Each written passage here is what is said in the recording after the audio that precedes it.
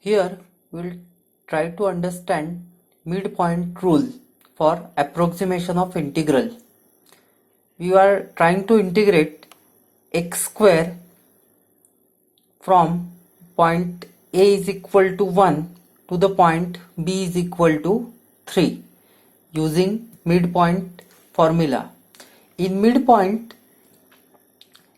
for each subinterval, midpoint is taken as height of rectangle. So in other words, for each subinterval, what value of function is assumed?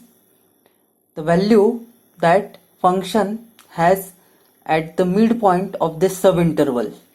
So that value is taken for the whole subinterval. We are integrating x square from 1 to 3. Here we are doing it with 3 intervals. Let us see what happens when we increase number of intervals. I make it to 6 and see we get better approximation.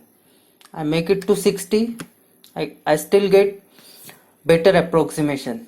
If I make it to say 100, I'll get still better approximation. And if I make it to 1000, I'll get very good approximation for area under a curve. Which area?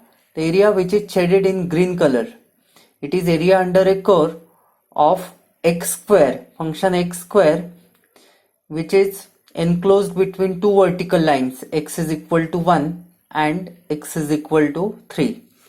Let us make more number of intervals, say 10,000, and see we have almost obtained the correct value of area under a curve. We will try midpoint rule for another function. Let me reduce number of intervals. This time we will integrate function x cube from 1 to 3. So we are integrating the function x cube from 1 to 3. This is the approximation which we are getting with 10 intervals. Again, observe that the midpoint of each subinterval is considered, and value at midpoint of each subinterval is taken into account while calculating integral or area under a curve in midpoint rule. If we increase number of intervals, I make it say 10 to 100, I get better approximation.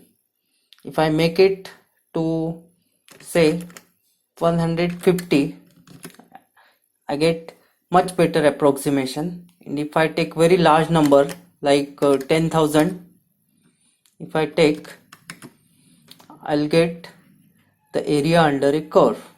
So this is how the midpoint rule works. Thank you.